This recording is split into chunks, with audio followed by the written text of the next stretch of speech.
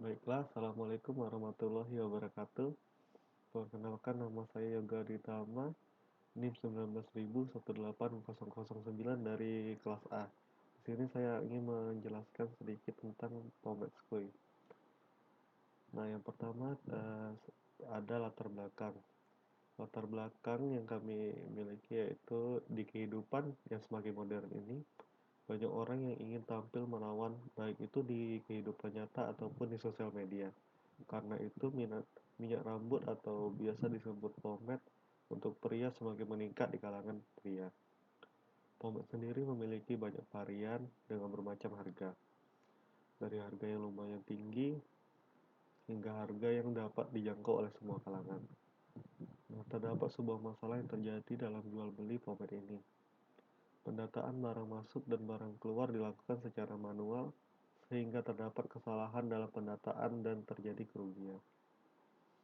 Lalu solusi yang ingin kami capai adalah membuat database. Dengan database, pengecekan barang akan jauh lebih mudah. Pendataan barang masuk, barang keluar juga akan tersusun dengan rapi. Lalu selanjutnya ada data. Nah, di sini ada data pegawai kasir. Nah, di data pegawai kasir ini terdapat atribut nama dan ID. Nah, ID ini sebagai primary key atau kode unik. Jadi setiap entitas itu memiliki kode unik. Nah, di sini terdapat data POMED. Atributnya ada kode, nama, size, dan harga, dan kode itu sebagai primary key-nya. Lalu data penjualan.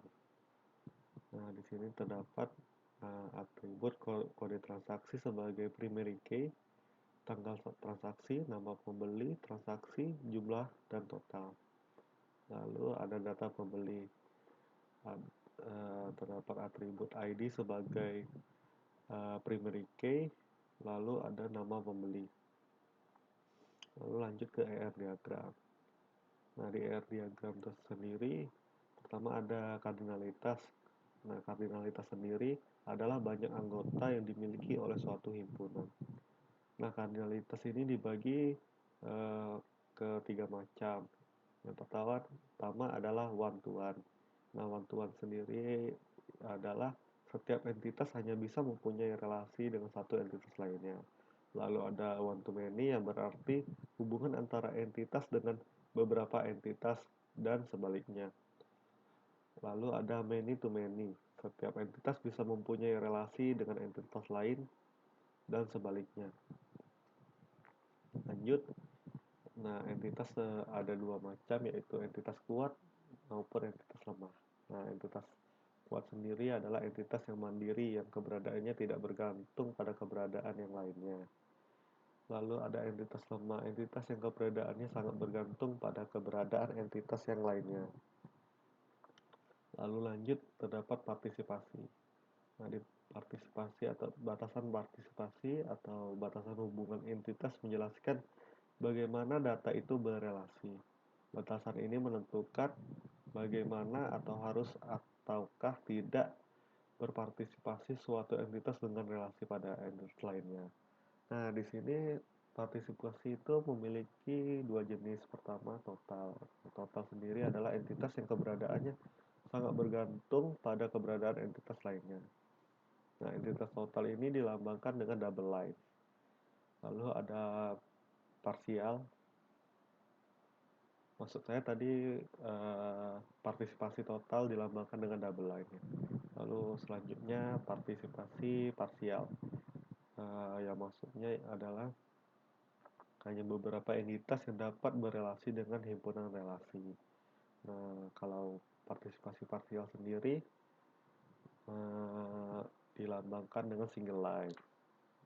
Lalu, nah ini R diagram saya. Nah, yang pertama, saya memiliki entitas pembeli dan entitas pemain yang dihubungkan oleh relasi memilih. Nah, pembeli ini memiliki kardinalitas minimal. Nah, sebelumnya kardinalitas itu bisa dilambangkan Kalau minimalnya uh, kalau kardinalitasnya 0 bisa dituliskan 0 atau tidak dituliskan sama sekali. Lalu one bisa ditulis satu. Lalu kalau many bisa ditulis dilambangkan bintang atau M atau N. Nah, sedangkan di sini pembeli minimalnya itu 0. Nah, di sini saya tidak menuliskan angka 0. Karena kalau tidak dituliskan juga artinya itu minimalnya 0. Lalu maksimalnya many. Lalu Pomet memiliki kardinalitasnya satu, minimalnya satu, maksimalnya uh, many, dan memiliki partisipasi parsial. Karena di sini tidak semua data pembeli itu akan berpartisipasi di entitas Pomet. Begitu juga sebaliknya. Lalu untuk menentukan kardinalitas itu one to many atau one to one ataupun many to many, kita lihat di kardinalitas maksimumnya dari kiri dan kanan. Nah, kalau pembeli many dan Pomet itu many, jadi kardinalitasnya many to many. Jadi, nah di sini pembeli itu kan minimalnya 0. Jadi terdapat kondisi di mana pembeli ini tidak jadi membeli Pomet atau memilih Pomet. Nah, kalau bisa ada juga kondisi banyak pembeli dapat memilih banyak Pomet. Nah, atau juga sebaliknya. Lalu lanjut ke Pomet dan kasir. Ada entitas Pomet dan kasir yang dihubungkan oleh relasi membayar. Nah, kalau Pomet ini kardinalitasnya satu, minimal satu, maksimalnya satu. Nah, memiliki partisipasi parsial. Lalu kalau di kasir partisipasinya total, minimalnya juga satu dan maksimalnya satu. Nah, karena di sini terdapat kondisi di sini kardinalitasnya bisa dibilang one to one karena satu pesanan Pomet ini dapat dibayar melalui satu kasir. Lalu lanjut ke kasir dan struk yang dihubungkan oleh relasi menghasilkan. Nah, kasir ini memiliki kardinalitas minimum satu dan maksimumnya satu dengan partisipasinya parsial, sedangkan di struk itu kardinalitasnya satu, minimum satu dan maksimalnya satu, dan memiliki partisipasi total. Nah, di sini kan ada oh ya di sini juga uh, apa namanya di kasir ini juga partisipasinya total. Nah, jadi maksudnya nanti berarti semua data di entitas Pomet pasti berelasi di kasir, di entitas kasir. Tapi ini juga maksudnya seperti itu. Semua data di kasir pasti berelasi di entitas truk atau stroke maksud saya. Nah, seperti itu. Lalu selanjutnya skema relasi.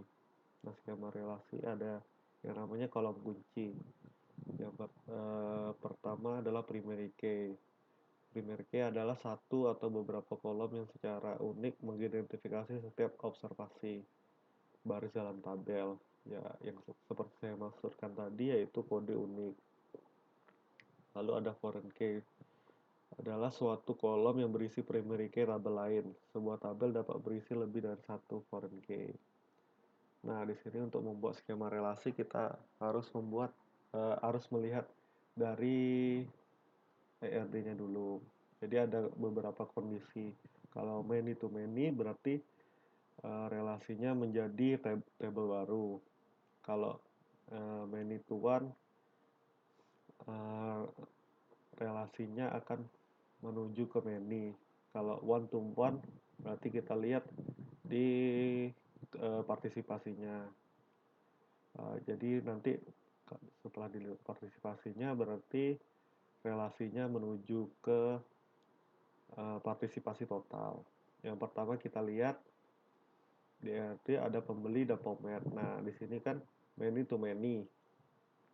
Nah, berarti relasi memilih akan menjadi tabel baru yang isinya primary key dari pembeli dan primary key dari pemet itu sendiri. Maka jadilah semua entitas ini juga yang ada di ERD pasti pasti ada gitu. Nah, pembeli ada, lalu pomet.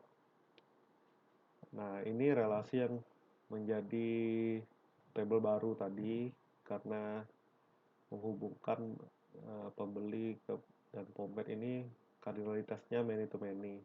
Nah, di memilih kan ada ID pembeli dan kode pomet. Nah, itu menjadi foreign key di table baru ini.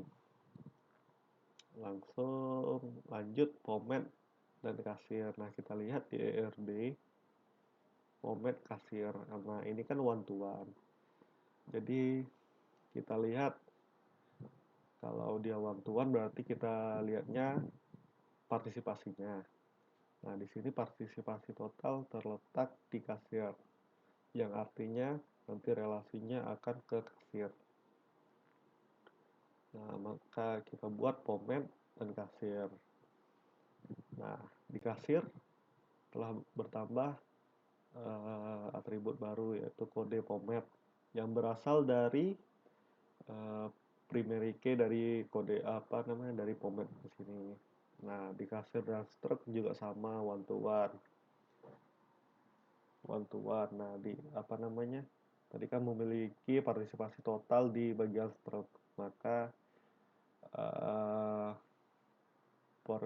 primary key dari kasir akan masuk ke stroke sebagai foreign key.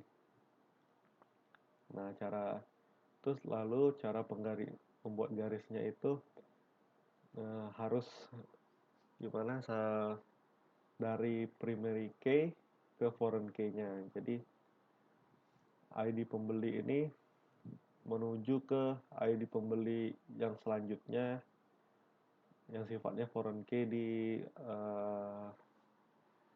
di tabel baru ini. Nah, ini juga sama, kode pomet hubungkan ke sini, lalu kode pomet hubungkan ke kode pomet foreign key di kasir masuk di ID kasir foreign key di stroke. Lalu maka kita menghasilkan tabel-tabel seperti berikut. Pembeli ada ID pembeli sebagai primary key dan nama pembeli. Nama milih tidak memiliki primary key. Terdapat ada ID pembeli, kode pembeli, kode pomet maksud saya, lalu pomet isinya adalah kode pomet sebagai foreign key, nama pomet, harga pomet, size. Lalu ada di kasir, ID kasir sebagai primary key, nama underscore kasir, kode pomet sebagai foreign key dari pomet. Stroke ada kode stroke sebagai primary key, lalu tanggal transaksi, total harga, jumlah transaksi, dan ID kasir. Baiklah, terima kasih penjelasan dari saya. Jika ada kurang, saya mohon maaf. Saya akhiri dengan wabillahi taufiq wal hidayah. Wassalamualaikum warahmatullahi wabarakatuh.